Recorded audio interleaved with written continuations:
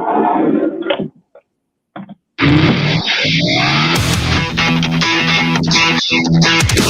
the mission to keep as many men on as many guns for as long as possible, we called him Doc.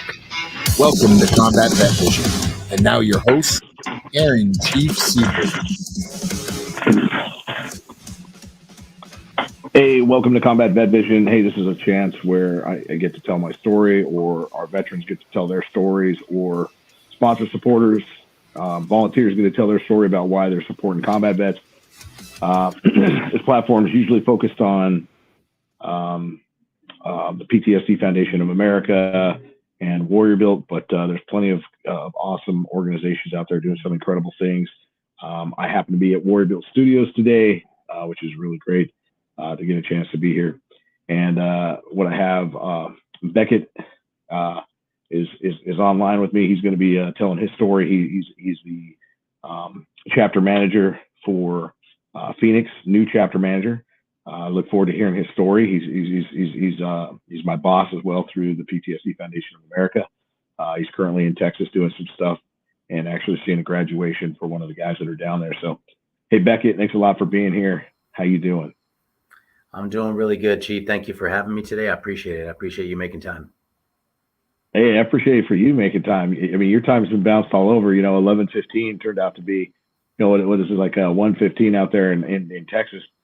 So, and then we had some technical difficulties. My computer's not really grabbing the internet today. So I'm on my phone for I think it was the first time I've popped on it doing my podcast. So, hey, thanks a lot for being flexible and and making it happen. Beckett Aguirre, you're a former Marine, always a Marine, but you've done some incredible things. Tell a little bit about your story, what it was that made you join the Marine Corps, how that affected you, and then obviously getting out, you've done some really cool things. You have a lot of amazing, support elements out there for our vets, and now obviously being the chapter manager for Phoenix. And helping me as well. So appreciate it. Yeah, likewise. Thank you. I appreciate that. And we talk about the structure of our team, but we're helping each other. Like Chief's brought a lot of amazing resources my way, and he's to use your expression, which I like, setting me up for success. A lot of information and knowledge in the community and veteran outreach, and so I'm thankful for that, because although I've been doing vet outreach for about 7 years now, I've only been with the PTSD Foundation for about a month, just over a month. So I'm really learning quite a bit. But so I'm back here. This is my second time to Houston, where they're headquartered at. So I'm going between the resident program, Camp Hope, and headquarters, going back and forth. I had to fly over to Chick-fil-A and inhale a sandwich lightning fast. Still processing that while I'm talking. So, but yeah, so you want me to just kind of launch into a little bit of some of the reasons for the Marine Corps you mentioned, and answer some of the questions you asked, Chief? Yeah, so some of the reasons for the Marine Corps, and talk about your Marine Corps career and where that took you, and you got out, your transition. Talk a little bit about that too. I mean, transition obviously is super important, especially when we're dealing with a lot of the things we're dealing with too. So yeah, definitely. Yeah, so I have an interesting background. I grew up with 5 older brothers and a younger sister. A single mom raised us all. So a lot of testosterone in my house. So the Marine Corps seemed like a pretty natural fit.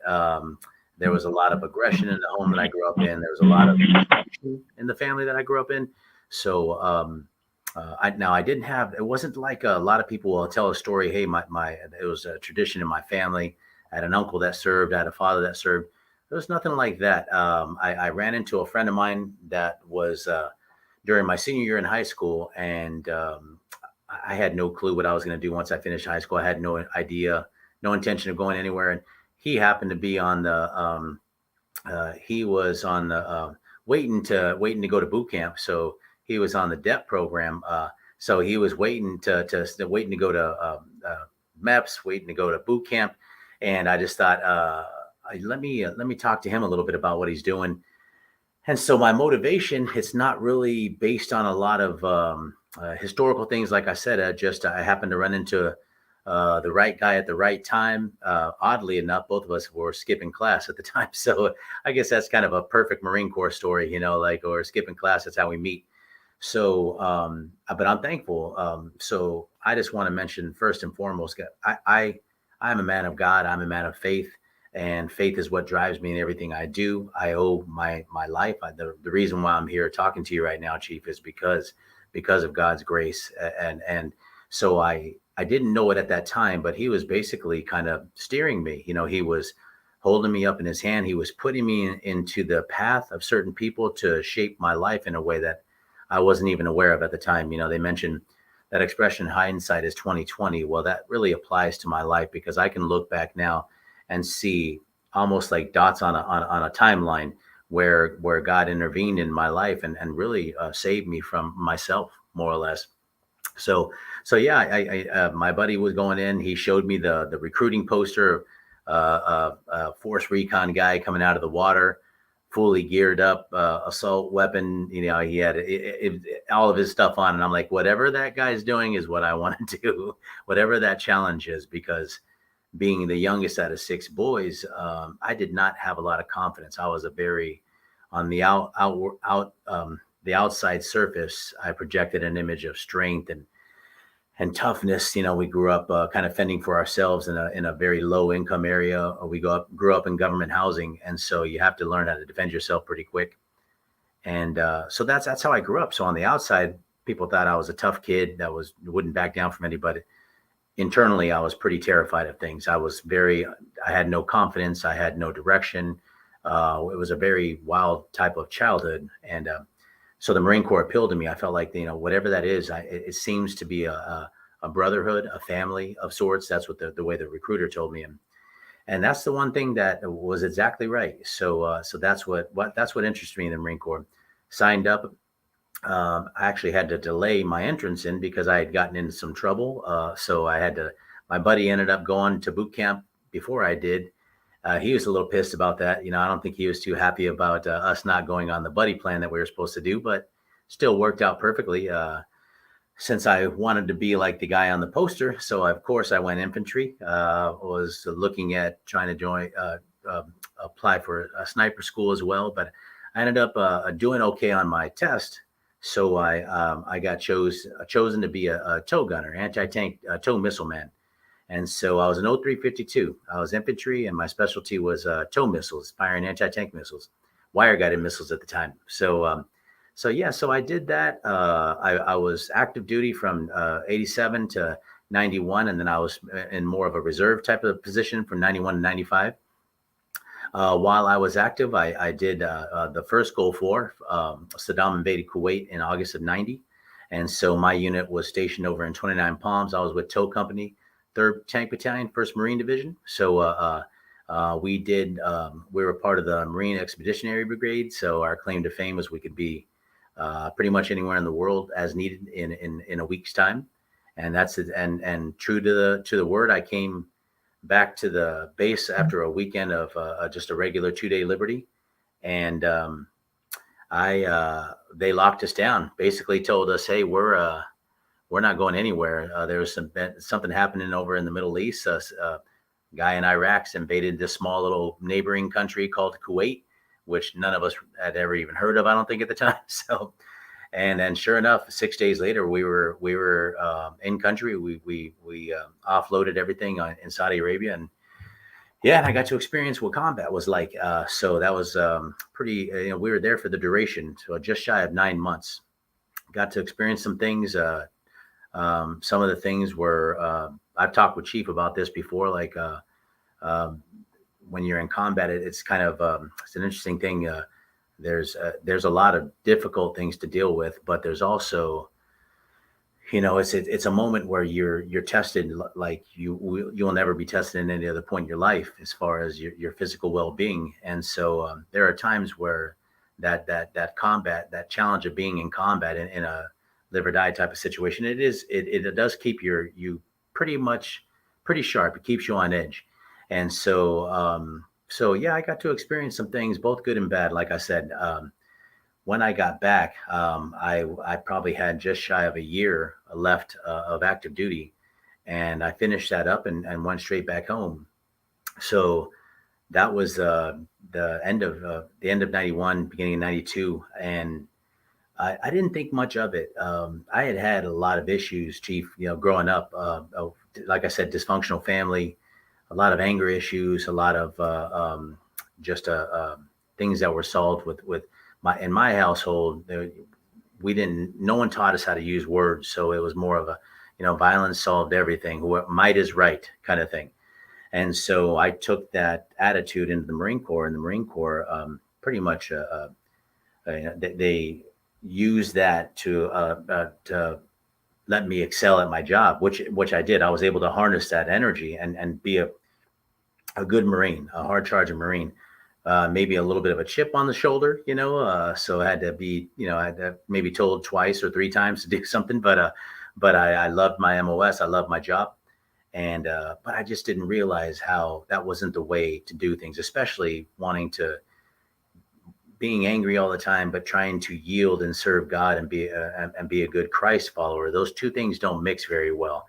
And I struggled with that. So when I got back from deployment, these guys I had spent 9 months with, a long time.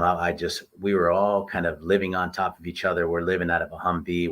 I'm sleeping on the hood. My buddy, the driver's sleeping in the vehicle. Squad leader's sleeping in the passenger seat. We were with each other 24/7. So when we got back, we couldn't wait to get away from each other. And that first weekend, they cut us loose for a 72 for a 3-day weekend. And when we came back, all of us were talking about how we couldn't wait to see each other again. So even though we had spent that much time together and we were pretty much tired of being with each other, we could not relate to anybody back home. That was brothers, sisters, parents. And so that's the first time I realized something's weird or something has changed with me. I don't know what it is or how it is, but it's changed. And so from 92 up until, I want to say, the end of like around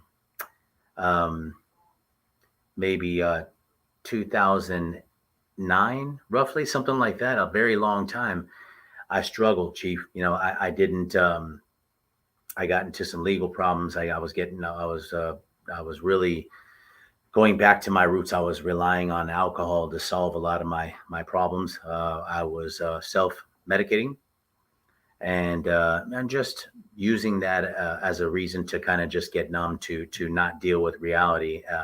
So I had a lot of issues, and that transition, I didn't really have anybody to go to, nor was I looking for that. I wasn't trying to find anyone to speak to. I grew up dealing with stuff by myself. Even though I had a big family, we all were little like individual islands unto ourselves.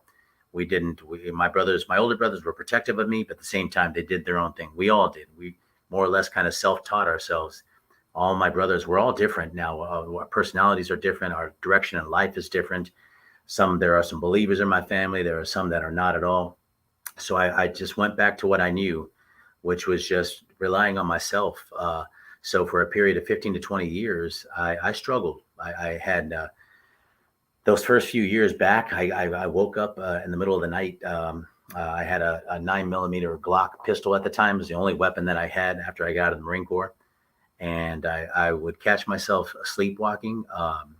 I lived at my mom's house for the first year when I got off active duty until I got my own apartment.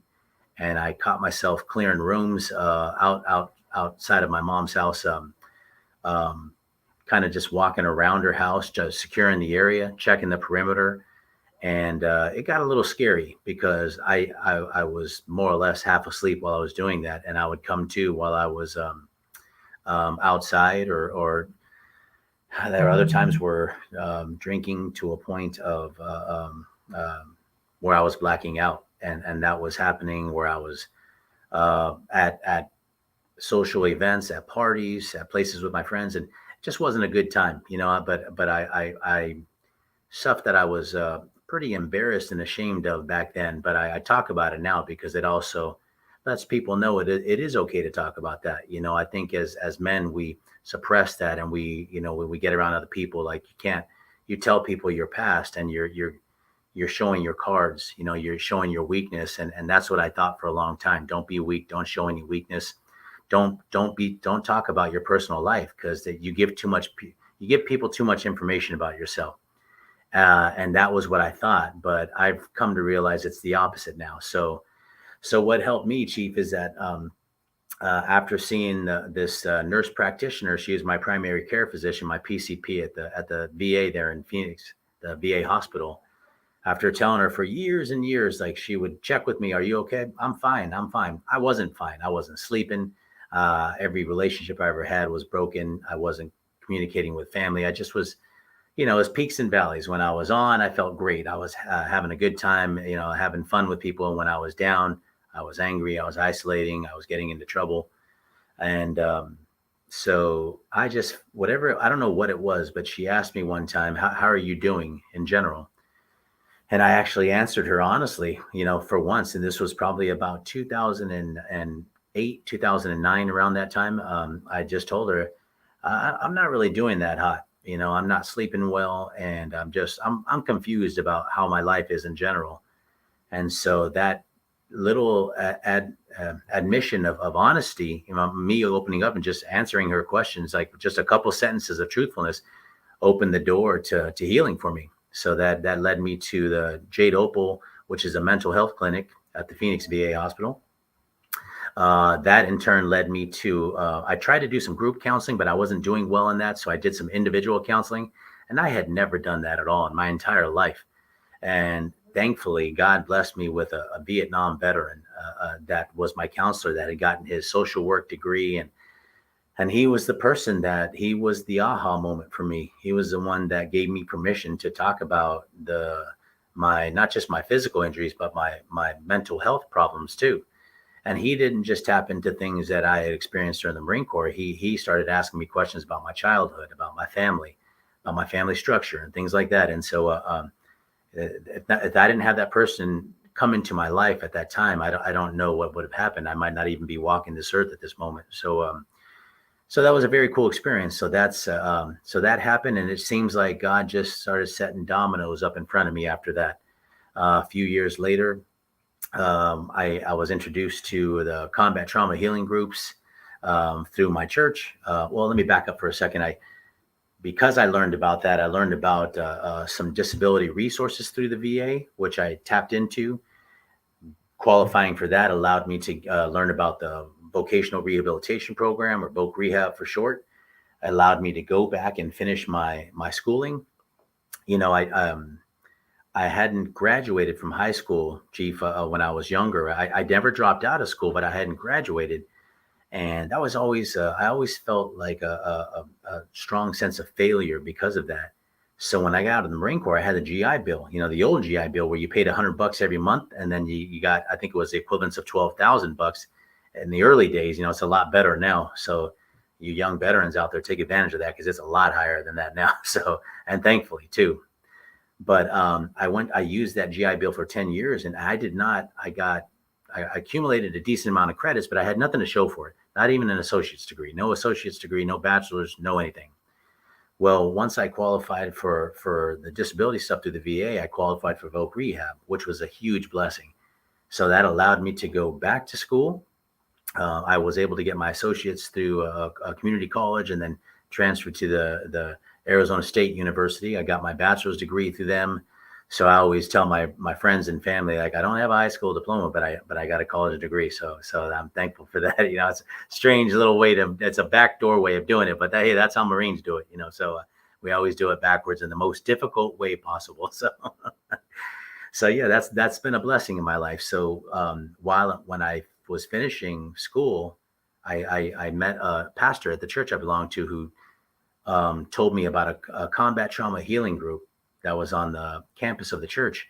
That led me to finding out about a nonprofit called Honor House, a small little 501c3, started by an Army combat medic, a guy named Brian Mancini, who was an amazing individual. He started Honor House, and it started helping disabled vets in the area with, he had a pretty severe traumatic brain injury, which led to him taking his life later on. So in his honor, that organization did a lot of work, and I was blessed to follow in his footsteps. So I did that. And then this past January of 2022 is when I stopped doing veteran outreach and just was focusing on stuff for my own business, for my family. And God blessed me once again later on at the end of last year is when I got contacted about the PTSD Foundation, and it seemed like the perfect time and the right fit. And that the long-winded way of telling you how I ended up with the PTSD Foundation now, Chief. So that's why I am where I am today. No, that's great. Hey, that's a great story. Your flow was incredible. So, to know that you have those resources, and I talked, we talk a lot now, at least once a week, going through. You're learning a lot from me. I'm learning a lot from me, telling you a lot about me.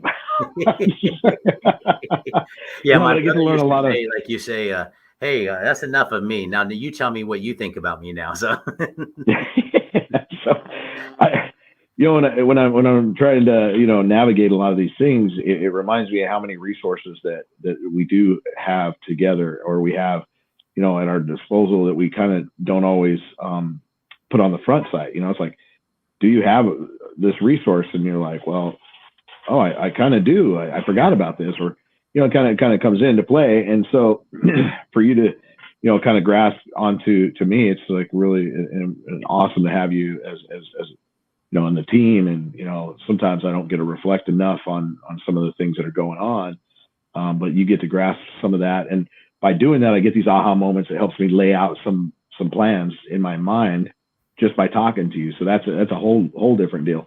But your transition was pretty awesome.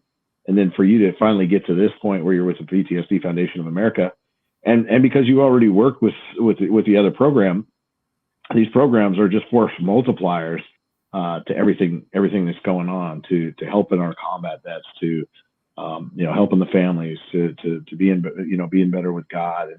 And this is a faith-based program. The PTSD Foundation of America is a faith-based program. Having guys, you're at Camp Hope right now. That's a 100 plus bed facility it can handle. They're usually at capacity right around 80%, which is pretty much capacity. I mean, they flux a little bit. And you're there for a graduation for one of our guys that has been there, that has gone through the program, and he's getting ready to go back to Phoenix too. I mean, that's super awesome, super incredible. On top of that, you're just learning more and more, and you're a sponge. You like to absorb all this stuff.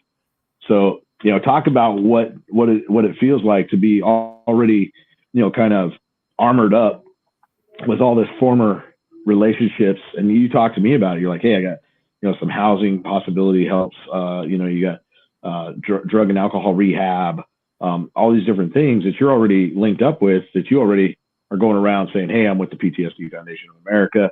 How does that feel? How's that working for you? And being in Texas, how's that working?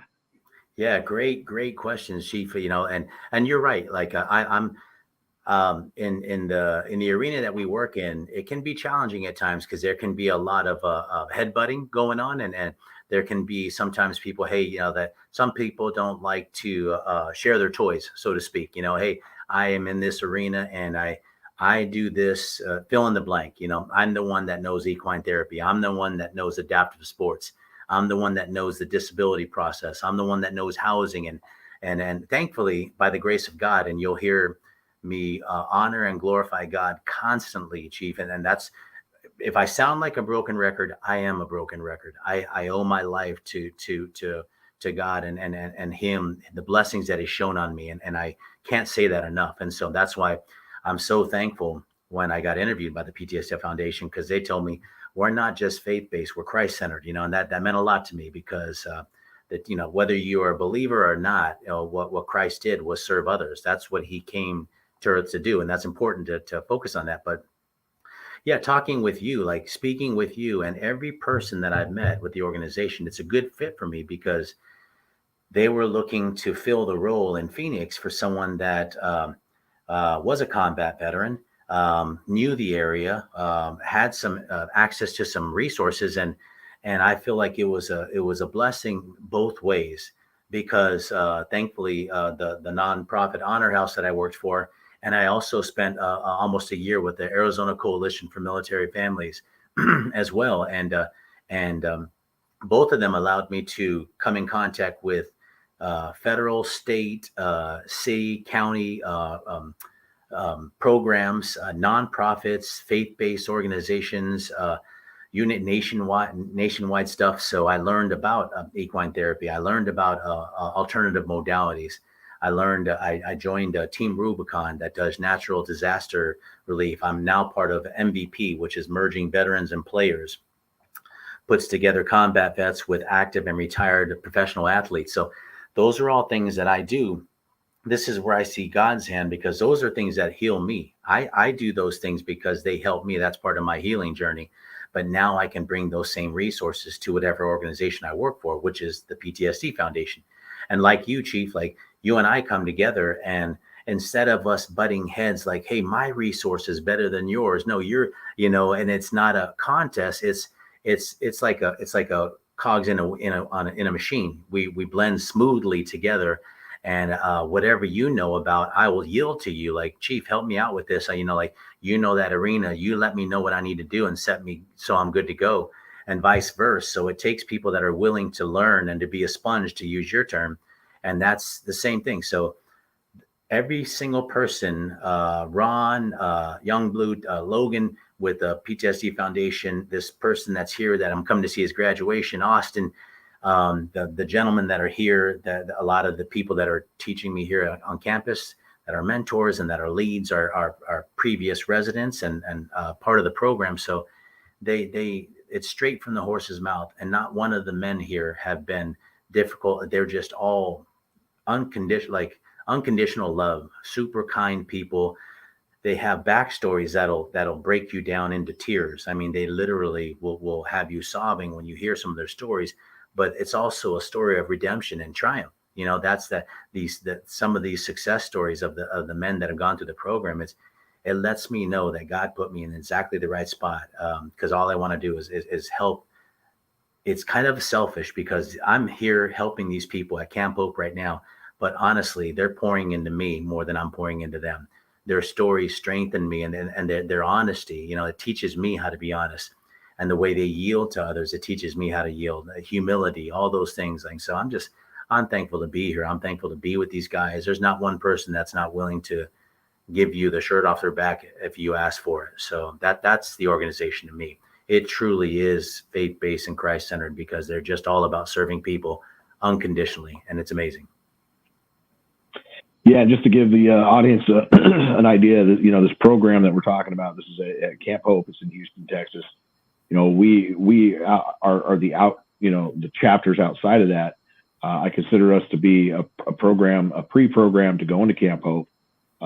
Maybe a program that is not necessarily going to need them to go to Camp Hope if they start getting involved in a group. But on top of that, we're the after program too. So those that finish Camp Hope, they want to still continue and still have that camaraderie, that touch of help. That's what we as the outside programs, outreach programs are all about. But Camp Hope itself is a 6 to 9 month program. They're going to come there. They're going to get Drugs Anonymous, Alcohol's Anonymous, counseling.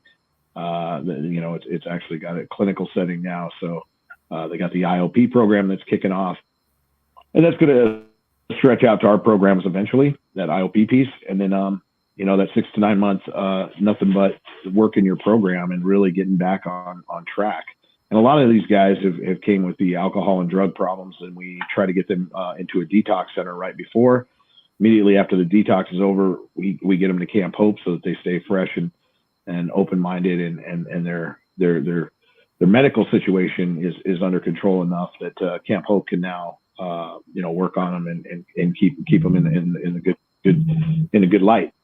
And so this is a program, and it's a huge, cool program. And, I know when Beckett stepped on, he was kind of overwhelmed because, and I think, like you said, this piecemeal kind of understanding, because everybody's doing some sort of thing. We have to be very independent as a boss, as our own entity, as we're going and talking our vets and helping them out. What that looks like in each different area can be a little bit different, but overall, the desire to help them and get them back on track is really good. And I think you're taking a good look at all these different angles, especially coming on in now. I've seen Camp Hope grow immensely over the last 2 years, especially because the reins have been kind of redesigned, and all the trails have been like made, and now they're SOP and everything and putting everything together. So you're coming in on kind of the newer program, and your perspective is going to be a little bit different, but awesome. But yeah, we still got 15 minutes if we want, but feel free to talk about anything else that's on your mind, and then we'll before we close it out, definitely if somebody wants to get a hold of you, we'll talk about that, and they can definitely do it through me through the program. So yeah, and to your point, Chief, the way you mentioned, so because of my background working with doing better outreach, I've seen programs that have been as an outpatient program where it's as simple as an hour. They go, veterans can go, whether they have substance abuse, whether they have domestic abuse, whether they struggle with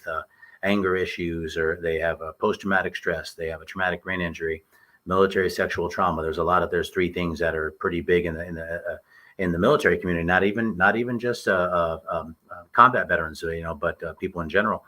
So or military active and veterans in general. So I've seen things just simple as an hour outreach. Because everyone's at a different place. They're at a different they're at a different moment or a different season. As far as their life goes. So I've seen things that are weekend retreats. I've seen some programs that last for a week long. I've been blessed to attend Mighty Oaks. That's out in Central California, and that's a faith-based organization. It's an amazing faith-based organization that, and a lot of these places are free too. That at no cost, no expense to the veteran. Just like Camp Hope. To your point, Chief. When someone comes to Camp Hope, that's no expense to the veteran at all. Not only do they not have to pay to travel here and stay here, everything is taken care of for them. Their situation back home is taken care of as well. They'll assist them with putting things into storage, making sure things are taken care of. It's a holistic approach. They're looking at their family members, like how can we help them while you're gone? So it's amazing that they take that holistic approach as opposed to just the veteran themselves. But the good thing about like what we do as well, Aaron and I work together closely. Not everybody needs to go to someplace for 6 months or 8 months or 9 months or a year. So if it's something that could needs just a little bit less assistance, they can be part of the warrior groups. Chief has some amazing groups that he does throughout the week. Virtually, he has a podcast. He has things that he does, these warrior groups. Like he's very tapped into a lot of resources. And if you guys don't know about them, you need to be in contact with him because he's a great resource for you, just like I'm hoping to be myself as well. Whatever I have information wise, I'm an open book, Chief, and anything that I have that can help anybody out. And that's not just the men and women that have served, but their family members too.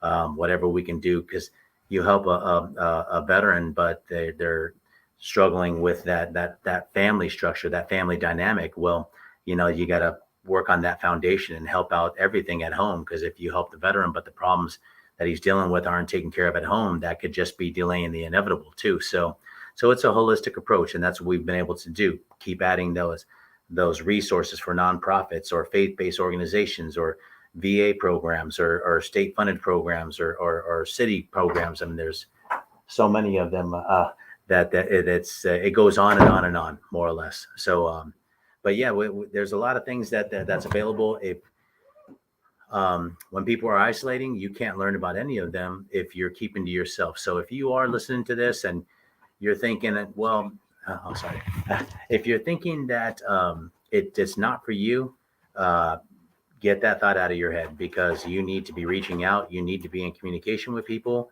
You need to be finding out things, because you'd be amazed if you don't ask the question. You don't know what you don't know. So a lot of veterans, both men and women, hey, I'm okay. I'm all right. I don't need to talk to anybody. I'll figure it out. I'll deal with it. That's not the truth. Like, we're not meant to deal with things while you served. You didn't handle problems by yourself. No one's sent into combat individually. I guess there's some pretty amazing operators that can do some missions like that, but more or less it's, we support each other. There's strength in numbers, and it never applies more than now when you get out. Like you mentioned, Chief, the transition. Well, there's also Vietnam vets out there that have been out for dozens, 20, 30, 40 years, and they're still struggling by themselves, and they don't need to be. So. Exactly. I mean, there's just a lot to it. Thanks for sharing all those things, and it's, you know, a lot of people are not into getting help, but if you don't want to think of it as help, think of it as camaraderie. There you go. You know, it just there's a lot of people that'll put their hands out, and it's not necessarily doesn't mean that they want to help you, but they definitely want to feel that camaraderie, and they want to give that camaraderie back. So grab a hold of some of that, because that's exactly what everybody's looking for anyway. But hey, if some, you know what, I looked at the time, you know, usually we have 45 minutes, but we've been 35 on here, but it's already almost 12 at the top of the hour here in Southern California. For you, it's almost 2. We got a meeting at 2:30 Camp Hope. Any last words? And if somebody wants to get a hold of you, throw out the information. It's also in the show notes, some of it, but you can also get a hold of him through me as well. But go ahead. Yeah, no, that I think we covered it all pretty well, Chief. Just like we. Again, you can't stress it enough. Do not struggle on your own. It doesn't matter if you're 20 something or 80 something years old. Like, just, you need to be talking. You need to be reaching out. My information that the Chief will be sharing, but the PTSDUSA.org is the website for the organization. I don't know if I can give my email or my cell phone number, Chief. What do you think? Yeah, email. You can throw your cell phone number on there too if you want. Okay, yeah. So my email is similar to the organization. So it's just my first name, which is Beckett, Beckett .Aguirre, which is Aguirre at PTSDUSA.org. And my number is a Phoenix, Arizona area code. So it's 623. Is the area code, and then it's 271-5015. So please reach out with any questions. There's never it's okay to not be okay. So if you don't even know what you need, contact somebody, reach out. If you don't reach out to me, reach out to somebody, ask somebody for help, and you'd be surprised how tight the community is. Like, you just start. Go talk with some veterans, you know, just let them know what you're thinking, and you'd be surprised how much just you sharing your story will help somebody else and give them permission to share their story as well. So I encourage you to do that. And I thank you, Chief, for the time too. I appreciate that, inviting me on the show today. Hey, great stuff, man. Thanks for being on here. You know, this is my boss too. You know, he's covering pretty much the West Coast. And I look forward to working with you, and thanks for taking a look at everything that I'm doing anyway. It's an honor to have you on the team and in Arizona. So looking forward to everything that we put forth. Much love, brother. Thank you. Strength and honor, brother. Strength and honor. Hey, you know, this is a great organization. I love the fact that there's so many organizations that we're part of. You know, I'm at Warrior Built Studios today. The PTSD Foundation of America is housed here at Southern California chapter. You know, and it's just so many cool things. SitchRadio.com. Thanks for managing and putting together the podcast for Combat Vet Vision. Also, you know, I was just on Pacho's podcast last week as well, which is the Field Op. You know, take a look at some of those other ones on SitchRadio.com. They're great. Great deals. And if you want to be involved or get a podcast going, hit up sitchradio.com and get involved in that. But until next time, hey, this is Aaron Siebert signing off. Strength and honor. Out.